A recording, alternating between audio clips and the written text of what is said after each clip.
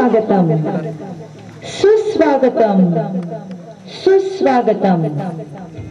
सकल कलांचं आराध्य दैवत श्री गजाननाला वंदन करून रत्नदीप गणेशोत्सव मंडळ बागणी किल्ला आपल्या सर्वांचं सहर्ष स्वागत करीत आहोत. हिंदवी स्वराज्य आणि हिंदू धर्माच्या रक्षणासाठी आपल्या प्राणांचे बलिदान देऊन वीरगाथेचं प्रतीक बनलेल्या धर्मवीर छत्रपती संभाजी महाराज यांच्या पवित्र पदस्पर्शानं पावन झालेल्या ऐतिहासिक बागणी नगरीत गणेश भक्तांचं हार्दिक स्वागत. मुंबई बॉम्बस्फोटात मृत्युमुखी पडलेल्या मृतांच्या पवित्र स्मृतीला आमच्या मंडळातर्फे आदरपूर्वक आणि भावपूर्ण श्रद्धांजली. आपल्या विविध उपक्रमांनी आणि कार्यक्रमांच्या माध्यमातून गेल्या 38 वर्षापासून बागणीच्या सामाजिक सांस्कृतिक जडणघडणीत महत्वाचे योगदान देत असलेल्या रत्नदीप गणेशोत्सव मंडळ बागणी किल्ला यांच्या वतीनं चालू वर्षी श्री गणरायाच्या आशीर्वादानं सादर केला जात आहे देशभक्तीपर भव्य सजीव देखावा प्रोजेक्ट मिलाप. गेल्या अनेक वर्षापासून पाकिस्तान भारत देशाविरोधात अतिरेक्यांना चिथावणी देत आहे. हे धर्मांध आणि देशद्रोही अतिरेकी भारत भूमीच्या राष्ट्रीय एकतेला सुरुंग लावत आहेत, तर जीवाची बाजी लावून भारतीय लष्कर या अतिरेक्यांच्या चिंधड्या उडवत आहे. अशाच एका घटनेवर आणि भारतीय वीर जवानांच्या पराक्रमावर आधारित सादर होत असलेला रत्नदीप गणेश मंडळाचा सजीव देखावा तरण्या पोरांसाठी एक स्फूर्ती ठरावा. तर सादर करीत आहोत देशभक्तीपर भव्य सजीव देखावा प्रोजेक्ट मिलाप. प्रोजेक्ट मिलाप. प्रोजेक्ट मिलाप.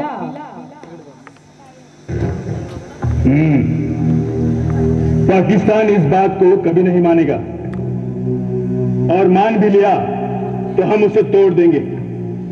यह प्रोजेक्ट मिलाप हम नहीं होने देंगे.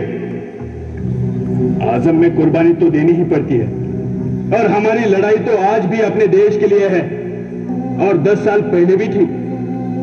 10 साल लगे हैं मुझे अपनी आर्मी बनाने में, एक एक कर तुम जैसे सिपाही ढूंढने में जो इस जंग में मेरा साथ दे सके. मैंने यह कभी नहीं कहा था कि जंग आसान होगी, बिना खून बहाए जीती जाएगी. खून बहाना तो बहाना ही है, चाहे वो अपनों का हो चाहे दुश्मन का. तो इस जंग की शुरुआत कैसी की जाए? चलो चलो चलते हैं, 2-4 जगह बम के धमाके करते हैं सर, ताकि नहीं नवाब, 2-4 धमाकों से कुछ नहीं होगा. अगर प्रोजेक्ट मिलाप को रोकना है तो उसकी जड़ को उखाड़ना होगा. मतलब जनरल बख्शी जो इस प्रोजेक्ट मिलाप के जरिए पाकिस्तान के साथ अपना दोस्ती का पहला कदम बढ़ाने वाला है, हमें उसे रोकना होगा. यानी जनरल बख्शी की मौत? मैं समझ गया sir. Ladies and gentleman, welcome to Janmanch. मैं हूं आपका खातिरदार रजत सक्सेना और आज का विषय है प्रोजेक्ट मिलाप. एक ऐतिहासिक कदम या एक ऐतिहासिक भूल. 15 अगस्त की सुबह जब सूरज निकलेगा तो 50 पाकिस्तानी कैदी जो इस वक्त हिंदुस्तानियों की हिरासत में है वो बॉर्डर पर आजाद किए जाएंगे. तो आइए मिलते हैं उस इंसान से जिन्होंने प्रोजेक्ट मिलाप को जन्म दिया. Please welcome general Amar Singh Bakshi, the commander in chief Indian army.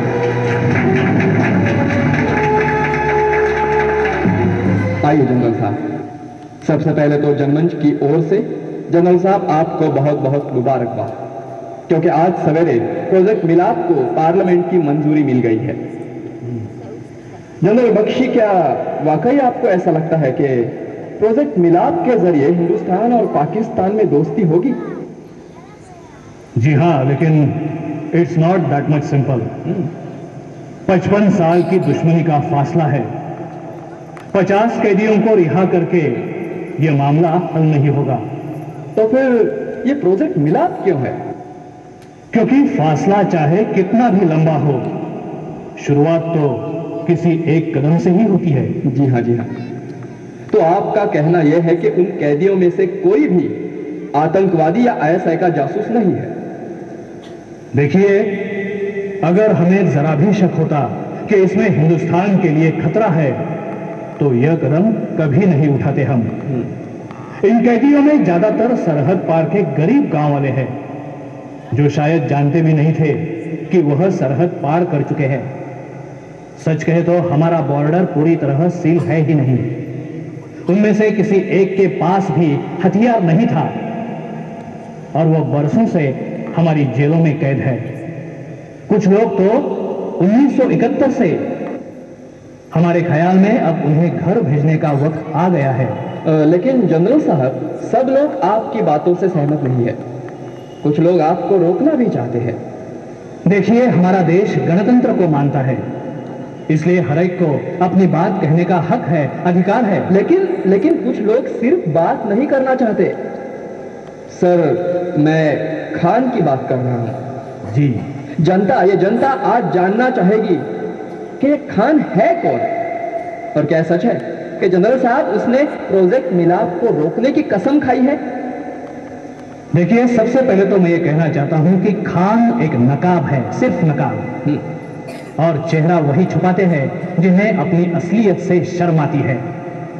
वह तो एक कायर है, कायर, एक आतंकवादी जिसे हिंसा की इतनी आदत हो चुकी है कि वह अमन से डरता है।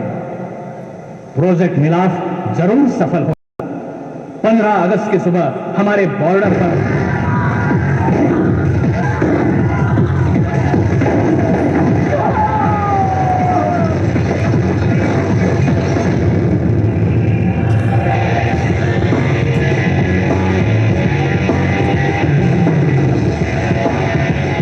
Hello general, I am Khan. बाकी के सवाल अब मैं पूछूंगा। तो हाँ जनरल, जरूर पाकिस्तान भी आपके गरीब गांव वालों को रिहा कर रहा होगा। अरे हाँ, मैं भी अभी यही। जब दो बड़े बात कर रहे हो तो बीच में बात नहीं करते। तो हाँ जनरल, जरूर पाकिस्तान भी आपके गरीब गांव वालों को रिहा कर रहा होगा। फिलहाल तो पाकिस्तान से ऐसी कोई जानकारी नहीं मिली है। तो फिर यह एक ही तरफ से प्रोजेक्ट मिलाप कैसा? क्योंकि शुरुआत किसी को तो करनी होगी। अगर तुम्हारी तरह सब मरने या मारने में लगे तो अमन कैसे होगा? हमने यह पहला कदम बहुत सोच समझकर उठाया है और हमें पूरा यकीन है कि पाकिस्तान भी हमारा साथ देगा।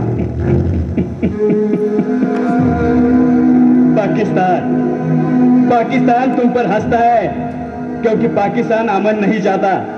क्यों? पाकिस्तान को अपने बच्चों से प्यार नहीं है? आपको है जनरल, अपनी जिंदगी से प्यार। अब आपको कोई नहीं बचा सकता।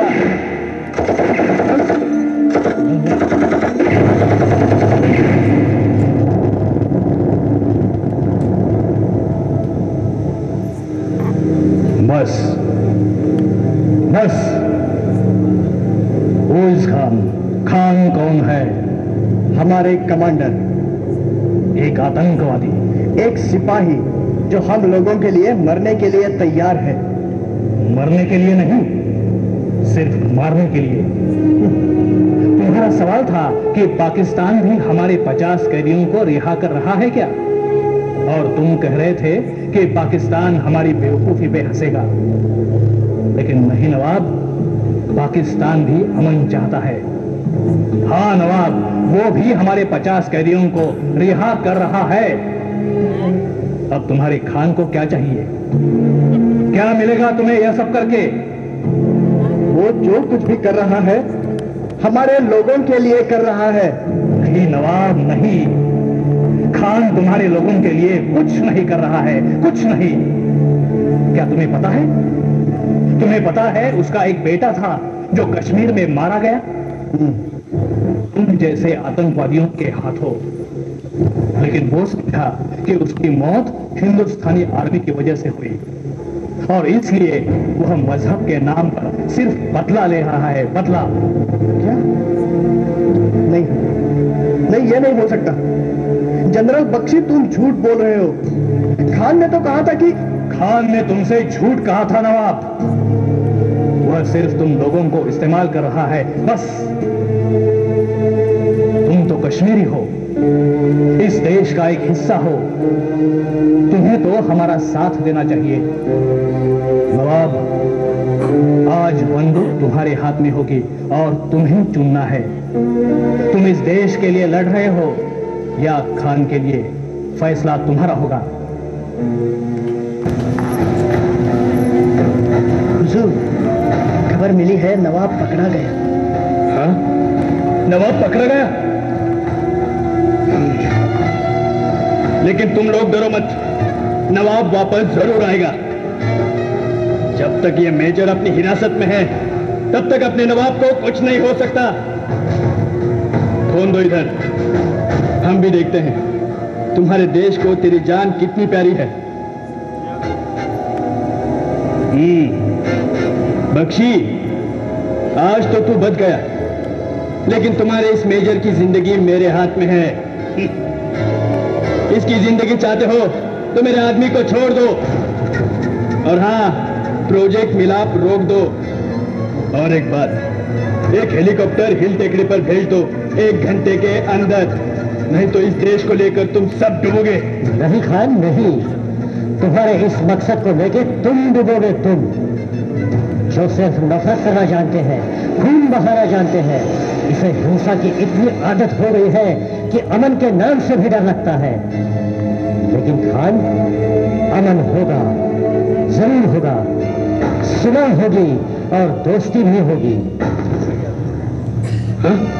नवाब, नवाब तुम आ गए, माशाअल्लाह।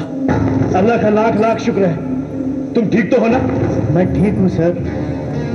यह दोस्ती नहीं होगी, सिर्फ जंग होगी, जंग।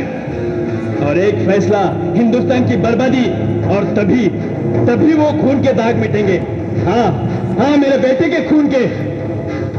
उसका तो इस देश से कोई लेना देना नहीं था, तो फिर क्यों मारा उसे हिंदुस्तानी सिपाहियों ने? इसलिए हिंदुस्तान के साथ दोस्ती नहीं होगी, मैं नहीं होने दूंगा। हेलीकॉप्टर आते ही हम यहां से जगह बदल देंगे। जिसके हाथों में मासूम लोगों का खून है, बच्चों का खून है, उसकी बातों से प्रोजेक्ट मिलाप नहीं रुकेगा। तुम हार गए खान, तुम हार गए। अरे मार दो मुझे और ले लो अपने बच्चे का बदला। फिर भी प्रोजेक्ट मिलाप पे कोई फर्क नहीं पड़ता। कप्तान, तुम हार गए खान, तुम हार गए, तुम हार गए खान। नहीं, डोंट शूट। बंदूक नीचे करो नवाब, उसे मत मारो नवाब।